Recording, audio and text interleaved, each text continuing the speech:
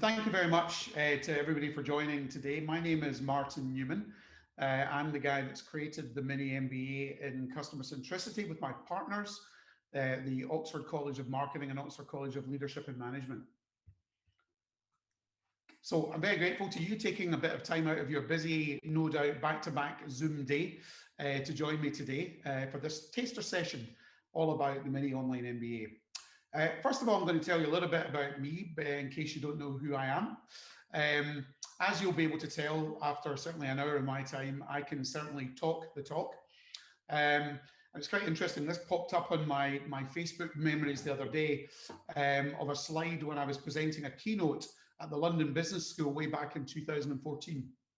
And you can see the title there. I was running my own consulting business at the time, but you can see the title was A Customer-Centric Approach to Driving Sales, which is very similar to my new book, The Power of Customer Experience, which has a tagline about something similar, which you'll see in a minute. So I've been talking about customer centricity and really actioning it for a heck of a long time, probably over 20 years by my reckoning.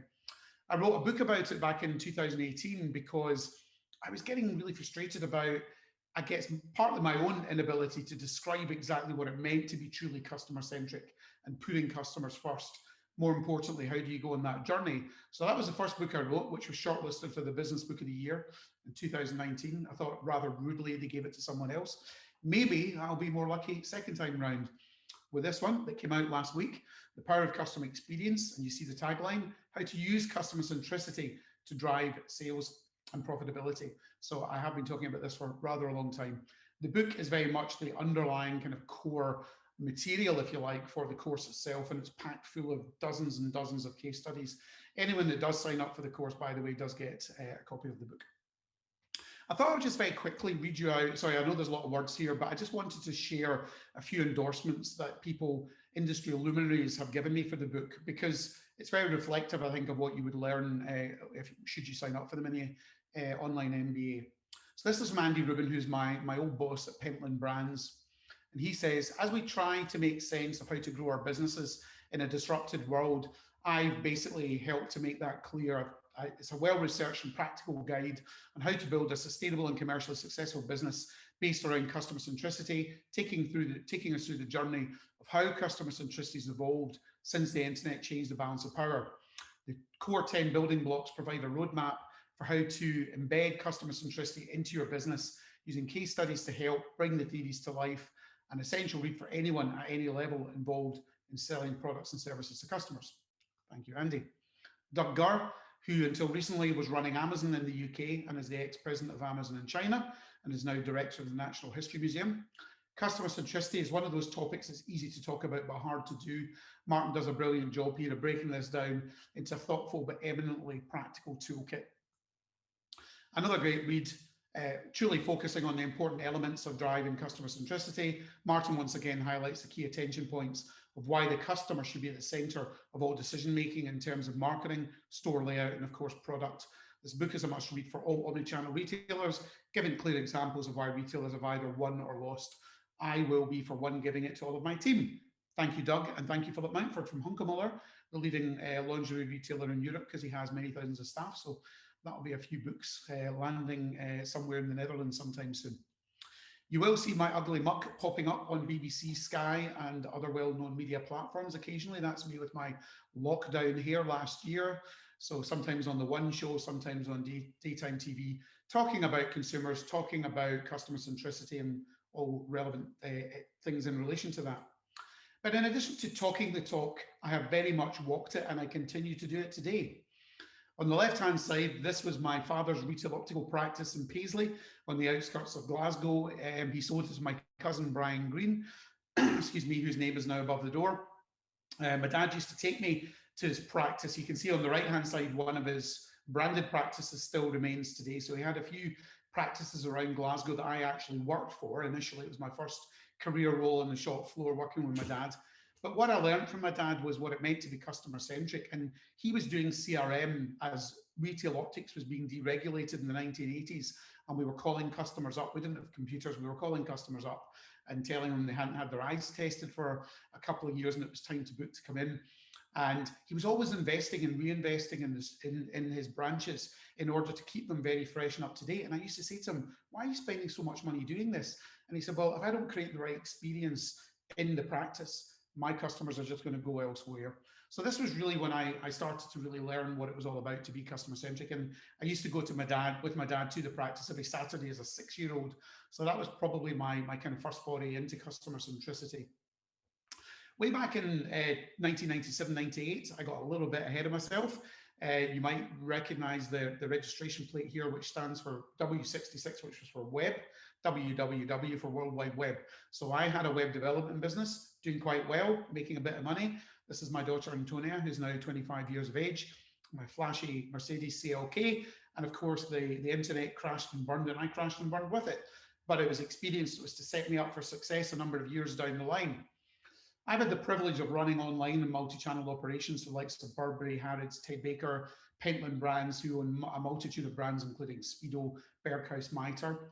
I set up an advisory consultancy business called Practicology, which we were fortunate enough to sell to an American company called Pattern, who are now helping brands through e-commerce on different platforms, including marketplaces globally.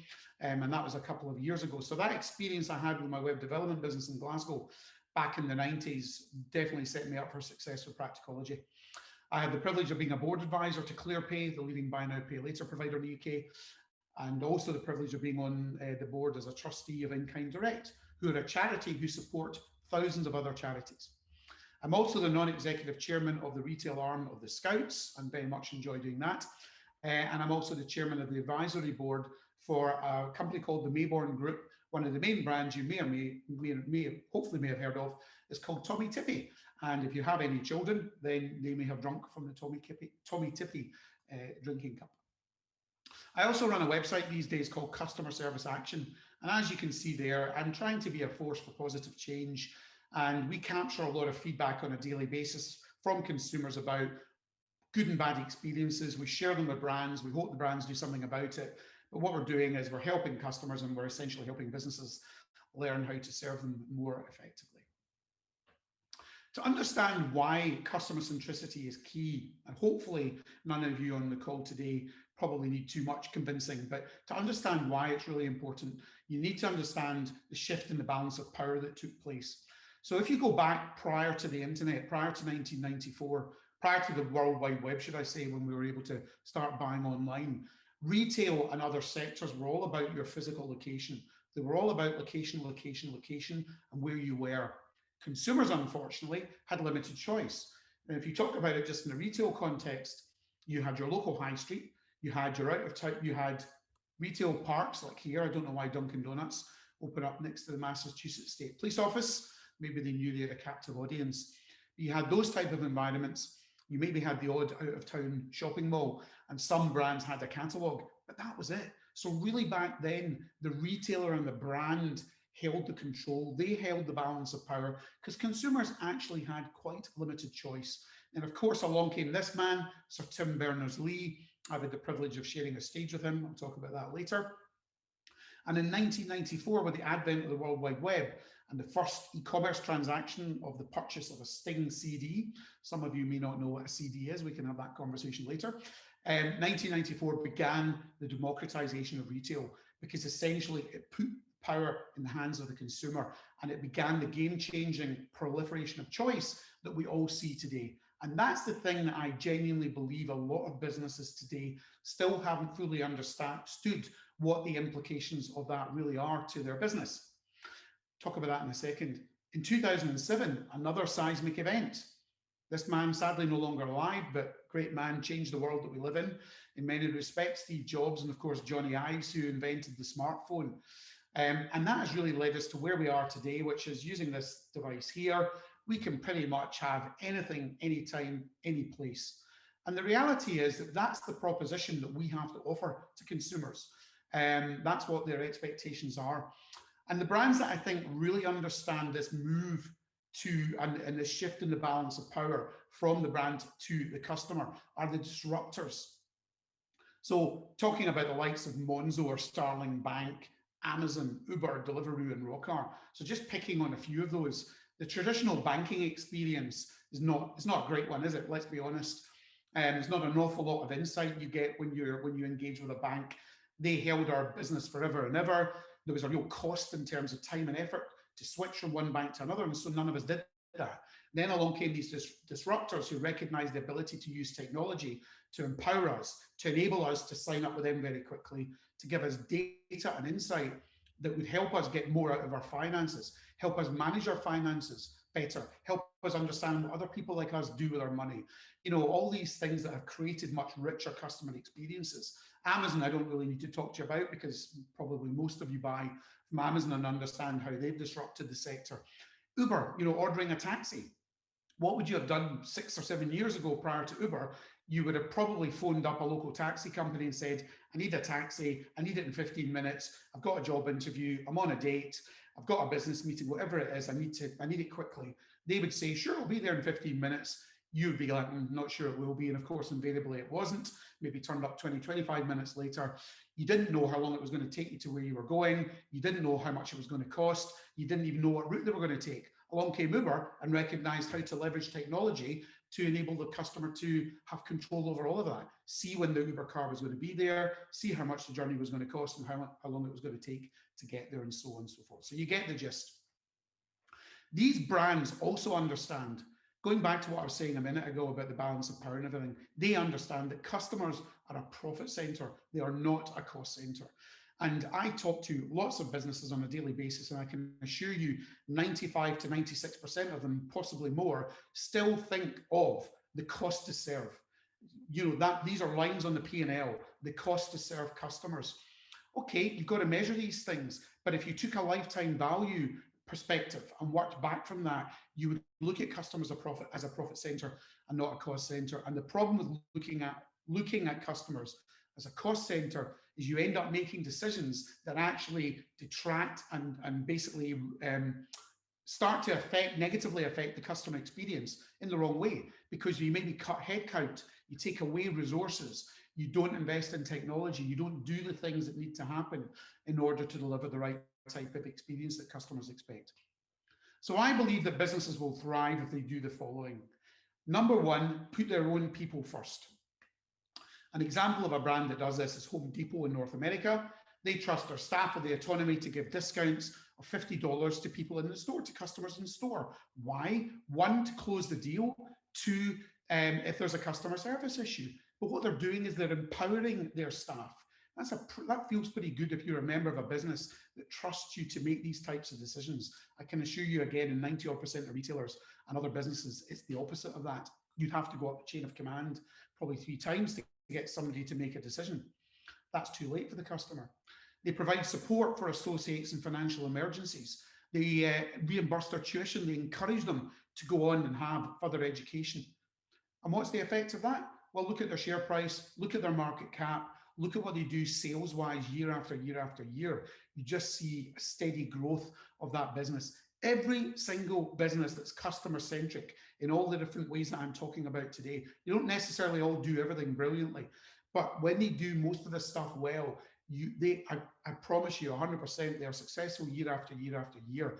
And that's the comparison to make to the businesses that sadly aren't and sadly go out of business. Timson, you may have had your shoes rehealed, you may have had your keys cut.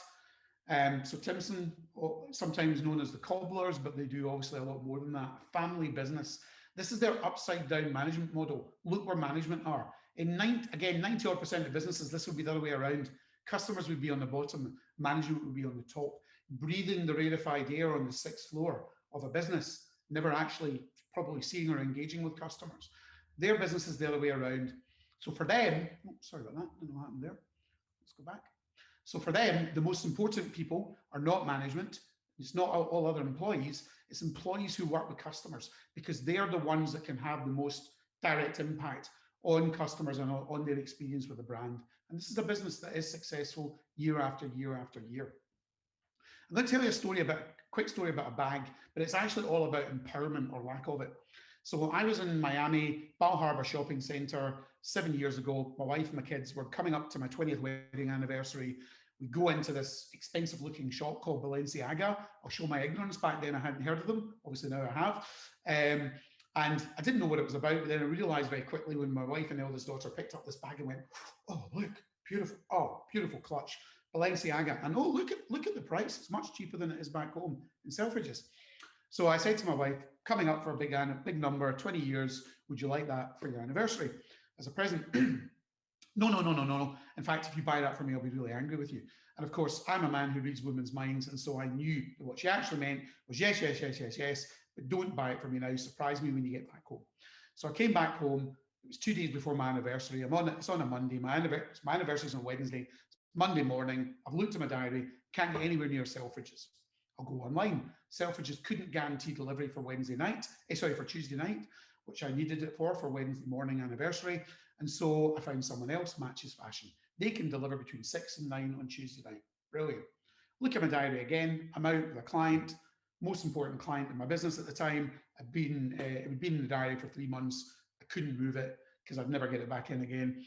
So I phoned up the contact center, I explained my predicament. I said, could you arrange for the courier to deliver it between 8 and 9, not between 6 and 9? I guarantee I'll be home for 8 o'clock. Really sorry, but our courier doesn't offer that service.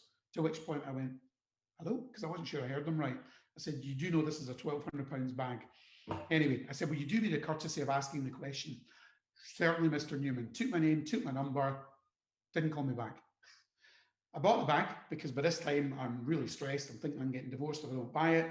I'm locked into it. I bought it. I got home at 7:30. I got lucky. It turned up just after that. I can assure you, the person I was dealing with in the contact center, he knew nothing about it because obviously he didn't even phone me back. And I got in touch with Ruth Chapman, the founder of the business. She was gracious enough to allow me to actually interview her on this case study for my first book. And I said to her, this is about one thing and one thing only. It's about lack of empowerment. The culture in your business suggests to your people that they're meant to do things by the rules rather than do the right thing for the customer. That's all that is. And she absolutely changed the focus on service off the back of that one incident. I mean, they were already a very successful business, but I've no doubt whatsoever that had a very positive impact on their trading in the years to follow. The next is about ensuring you turn up where customers want you to be. And of course, Amazon is one of them, one of those brands. And who can argue with them? You know, I remember 10 years ago, I was writing a column in Retail Week. I was presenting keynotes and I was saying that Amazon will go multi-channel. And I remember people poo-pooing that and saying, don't be daft, they're the most successful online business in the world. Why would they go multi-channel? And I said, because they need to be where customers are. They need to offer a multi-channel proposition. My gut told me that. No data. I just thought this is going to happen in the future. And many of you will know they've opened up these Amazon Go stores. They've opened up the first one in the UK. You don't need your purse. You don't need your wallet. You basically go in and out, and using various gizmos and technology, they're able to automatically take the payment for you. They call it their just walk out shopping. As you can tell, I'm from Glasgow. To be honest, we don't need the technology. We've been picking up and walking out for years. Tesla. You know, I remember when I first went to the Brent Cross shopping centre in North London and I saw the Tesla store and I thought, crikey, why are Tesla opening up in car showroom? Why are they opening a car showroom in a shopping centre? That's really weird.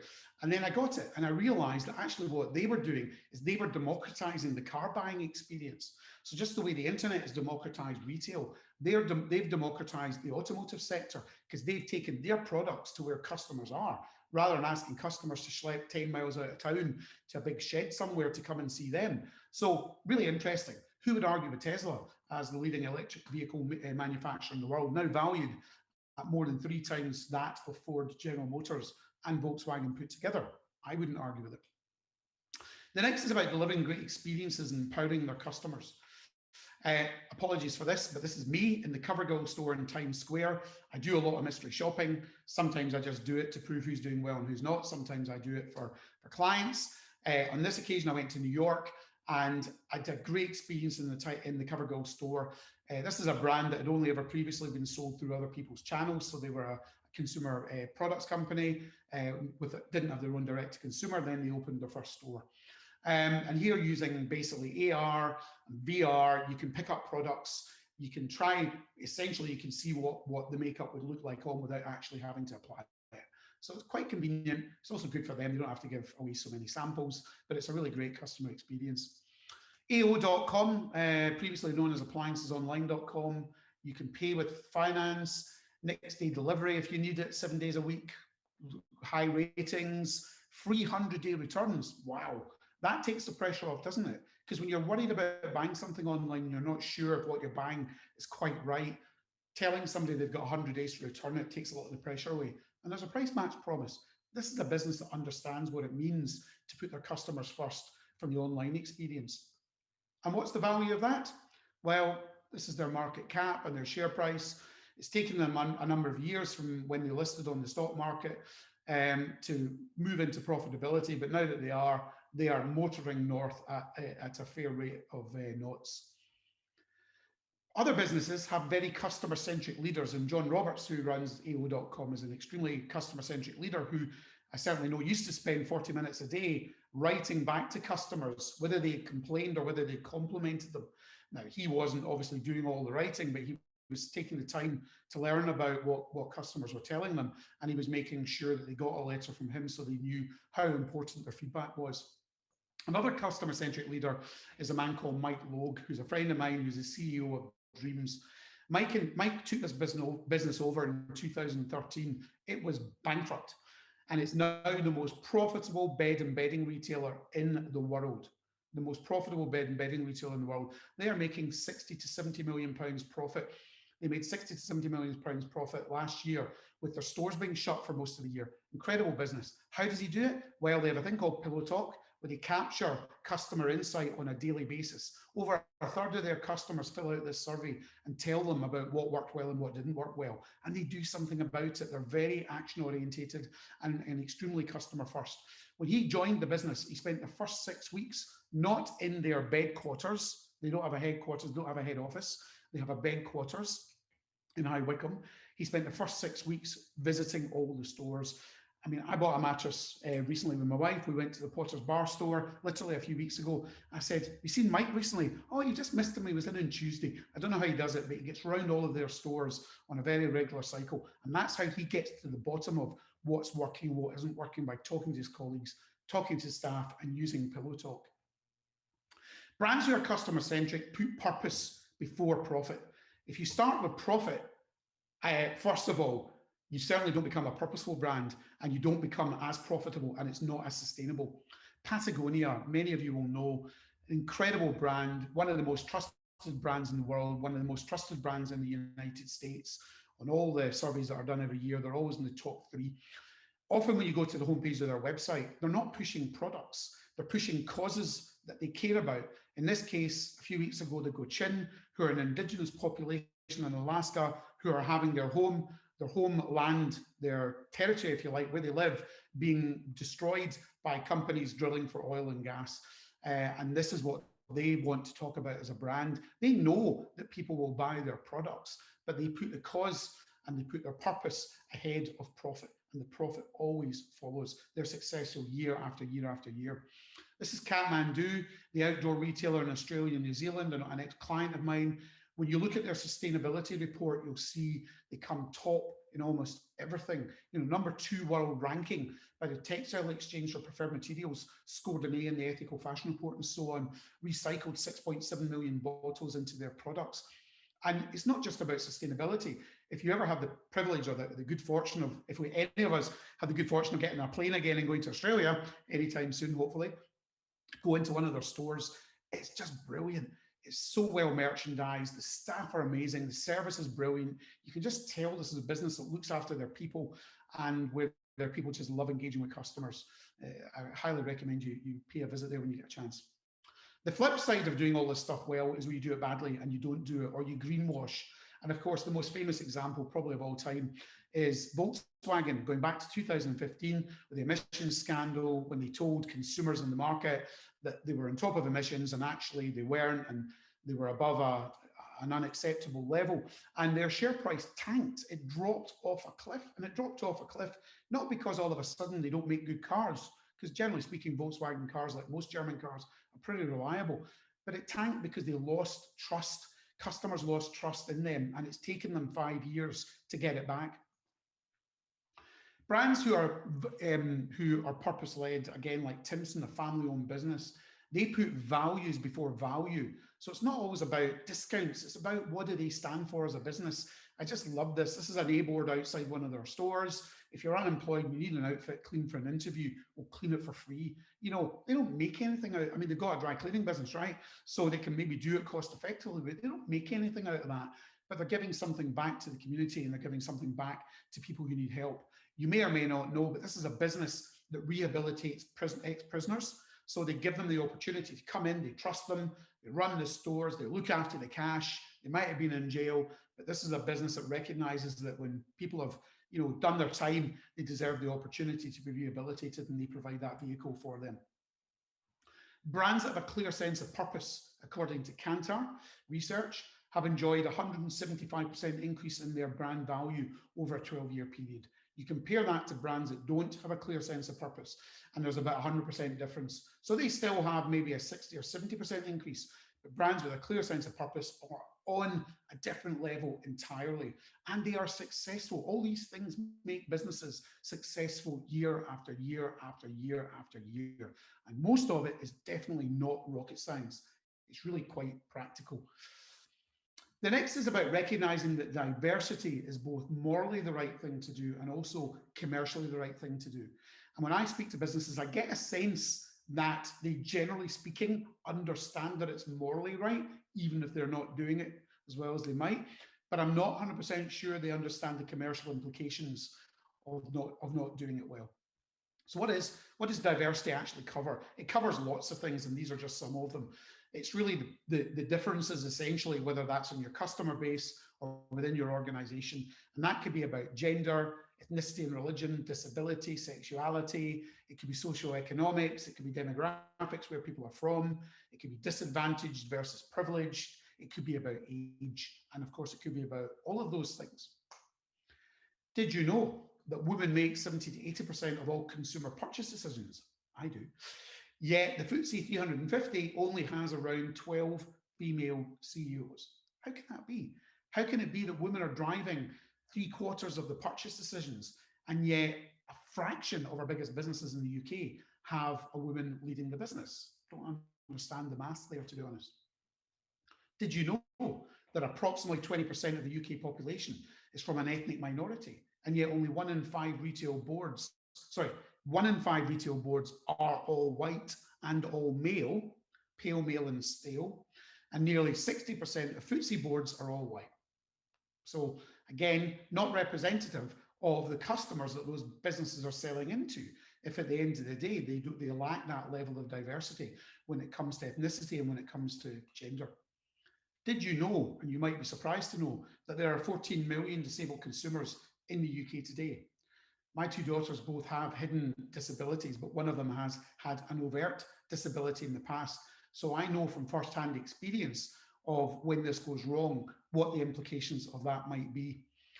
And did you know that there are 3 million consumers with visual impairment? I'm going to show you a video now of some of the terrible situations that people with visual impairment have to deal with.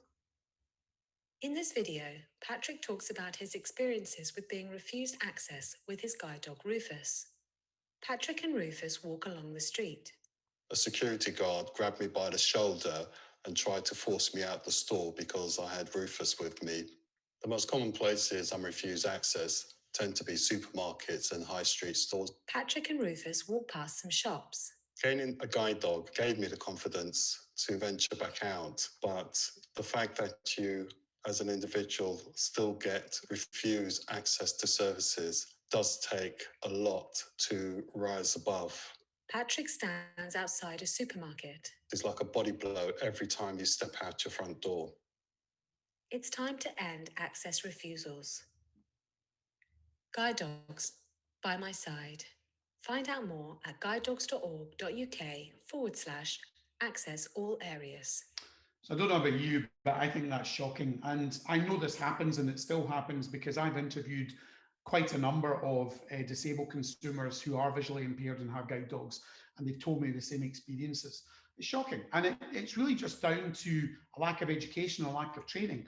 The people on the front line thinking they're doing the right thing. It goes back to that kind of lack of empowerment and what they think the rules are, when actually it's against the law. But it's just common sense, isn't it? Somebody needs a guide dog to be able to actually get up and down the street. You should be able to let them into the store. The purple pound, which is essentially a disabled market, is worth more than £300 billion. Now, let's just go back to those numbers. 14 million consumers in the UK have some form of disability. That's nearly 25% of the population of the United Kingdom. And yet I know from firsthand experience, and I know from the people that I interview and talk to, that they're not accessible. Most of them, or many of them, are not accessible for people who can't walk. They're not accessible for people who can't see, and they're not accessible for people who can't hear, never mind any other issues that disabled customers have. How much money are brands and different businesses and different consumer sectors leaving on the table as a result of not catering for this market in the best way that they could? And just going back to diversity and inclusion within the business, any study you look at will tell you that for every additional 1% increase in gender diversity, the revenue of the business increases by 3%. That might not sound a lot, but if you're talking about millions, sometimes billions of pounds, that's a heck of a lot. Increased levels of ethnic diversity in the workforce leads to revenue increases of 15%. Why is that? Because when you have a diverse business, you have the benefit of lots of different points of view and the collaboration that can potentially bring, providing you have the right culture in the first place in the business. So there's incredible innovation that can come off the back of this, which is why businesses that are gender and ethnically diverse amongst other groups are commercially more successful. Brands who are customer-centric also understand that we are moving headfirst into conscious consumption. We're probably not quite there yet, but we're certainly moving there. And of course, there are a number of consumers already who are very much conscious of their carbon footprint and of their behavior and what the implications of that are on the environment and the planet and whatnot. So buying new products, second-hand products, upcycling, renting, I believe that in the next couple of years, most retailers that you go into will have that type of range of products. It won't just be about buying a new product. You'll have a choice of second-hand, vintage, upcycled, recycled, and products to rent. And you can see this already. Asda, this was just a couple of weeks ago, unveiling their second-hand clothing offering. The big four grocers set to start selling second-hand clothes in 50 of their stores across the UK following a successful trial. This is a model called the hierarchy of needs that I've got in the book. Whether or not we'll really go down this to the extreme of what we're talking about here or not, we shall see. But I can certainly anticipate that this is something that we might end up adopting in the future. Starting with what you've got and using what you've got. If you don't have what you need, then you borrow it. If you can't borrow it, you swap maybe something for something, or you thrift it, or you make it, and then you buy it. And buying might be one of the last decisions you make prior to all the others. And that's got pretty big ramifications down the line for anyone selling products and services to consumers. Businesses who understand what it means to be customer-centric have a structure that enables them to deliver seamless experiences. So I had the privilege, going back to 2015, of sharing a stage with Sir Tim Berners-Lee. That's him there. This is a Frenchman whose name I forget, who is the co-founder of Bon Privé, the biggest private sales site in the world, Babita Sharma, BBC journalist, and me. And I genuinely got the first question, and this is them all turning to me as Babita Sharma says to me, "So Martin, you do a lot of work in retail. What's next for the web?" Sorry, you do a lot of work online, you do a lot of work in retail. What's next for the web, and what does it mean for retailers? And I had a sort of 3-second rabbit in the headlights moment where I was kind of, because I was like, oh crikey, you're asking me about what's next for the web. What does it mean for retailers? And you've got the man who invented the World Wide Web sitting to your left-hand side. Why did you not ask him? But I said to him, my answer was, it's not about the web. We live in a multi-channel world. The problem with channels is that we've structured our business around channels and not around customers. Almost every business I can think of is siloed in some shape or form. And what I mean by that is that there's a disconnect in the business between the different departments. There's a disconnect between physical retail or physical environment, physical showrooms or whatever it happens to be, restaurants, and the digital arm of the business or the customer service arm of the business. And the problem with that is the poor old customer does not get that joined up experience. So on my mini online MBA, in terms of covering everything else I've already covered, I talk about the type of moves businesses need to make to ensure they have the right type of structure and approach so that they can deliver the right kind of joined up experience that customers are looking for. Second last, understanding that our customers for life and not just for Christmas. I wrote this in a Retail Week column going back again 10 years I was so frustrated at all these industry buzzwords like CRM, customer relationship management. I thought, crikey, I buy a lot of stuff online. Who's making any attempt to build a relationship with me? Who's even sending me a gender relevant email? Who's even putting my name on the email? Who's recognizing what I bought previously and what I like and what I don't like? Virtually no one. That was back then. Today, it's not really progressed that much. Who's really doing personalization in this day and age? So again, it comes back to that focus. It's way too much on top of the funnel, bringing people in the door and the cost to serve, and not on customer lifetime value. This is a Scandinavian business called CDLP. I buy some of my underwear from them. Very nice they are too. When I made my first purchase, with the order came this card. We thank you for trusting us with your order and dearly hope you enjoy your new products. As an incentive to continue upgrading your wardrobe, we'd like to give you 10% off your next order. Wow. Now, you don't need any fancy technology. You don't need a big fangled, £1 million system to do this. This is a card in the warehouse. They pick my product, and the person who's about to dispatch it, who's about to pack it and dispatch it, puts this card in, sees the order details, and writes my name on it. Simple. And it got me to make another purchase. So all of a sudden, they're extending my lifetime value. I'm not a single purchase customer. I'm already making another purchase. It's not a difficult thing to do. According to the Harvard Business Review, a 5% increase in customer retention, just 5%, leads to a 25 to 95% increase in profit. So I'm not saying acquisitions out the window. Of course, you've got to continue to acquire customers. But if you focus more than you do now on retention, that's where the real opportunity to make the business more profitable is going to come. And with that, a more sustainable business in the future as well. And finally, businesses who are truly customer-centric, I think, understand what it means to turn customers into fans. And again, I guarantee you, anyone who's talking about the cost to serve is focused on the customer element and is not making any real effort to turn those customers into fans. And when you're able to turn someone from just being a customer into a fan, as you can tell, it drives an entirely different emotional connection with your business. And that in turn drives an entirely different level of frequency of engagement and how often they buy and what they spend. But not only that, they go and tell other people about you. They amplify it. They tell people how much they love you, and that brings other people in. So what I'd say is, I think about not always just return on investment. How about thinking about return on involvement? Because the more you can involve people with what you're doing in your business, the better chance you've got of turning them from being a customer into being a fan. I bought a couple of pairs of Levi's online right at the start of the pandemic. I think this was actually, it's probably April last year, so just over a year ago. And this is what came with my order. Isn't this brilliant? A Levi's branded face mask. What a lovely little touch. A gift with purchase, but a great move, made me feel brilliant, had some genuine value to it. I have used it many times over the last year, but it's such a simple thing to do. And then finally, my local barbers, where I get my haircut, get a haircut tomorrow, in Cockfosters, North London, Eagle Barbers, 240,000 followers on Instagram, and they are 4 or 5 Greek Cypriot barbers, 240,000 followers. How on earth did they do that? There are some incredibly well-known household name brands who don't have that level of following on Instagram because they share content, they share experiences, they have a bit of fun and they share it with people on Instagram. And they go and deliver. Prior to the pandemic and after the pandemic, they deliver training all over the world. And they go out on stage in Brazil and America and Sweden in front of sometimes 2,000 or 3,000 fans who have turned up just to see these guys because of the emotional connection that they've been able to generate through Instagram. If 4 or 5 Greek Cypriot barbers and Cockfosters can do that, anyone can do it.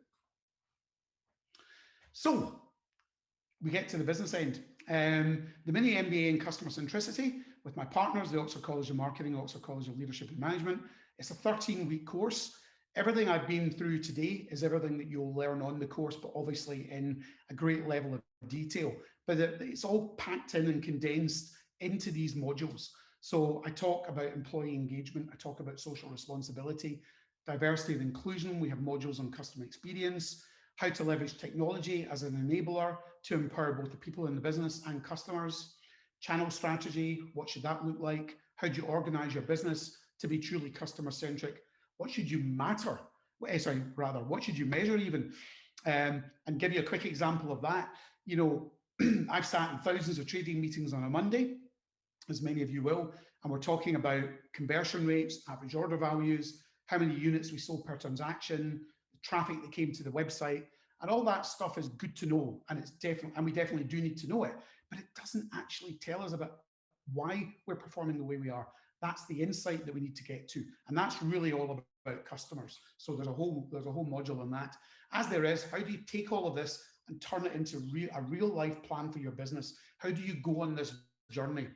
Now, whether you're interested in this because you own a business and you want to become more customer centric, or whether you're interested in it because you want to be the person in your current organization who takes this to the board or who becomes the owner, essentially, you might already have ownership of customer experience, for example, or whether you just want to upskill yourself, or whether you're just thinking of career development and you might want to move into a more customer-facing role. I think in any of these cases, I genuinely believe you'll find it one of the best decisions that you will ever make. And on that note, if you are very interested, then in order to sign up, and I'll come offline in a minute or come off the presentation, and you can ask me some questions. You can go to the oxfordcollegeofmarketing.com/mini MBA and Customer Centricity, or my website, martinnewman.co.uk/MBA, and just follow the link.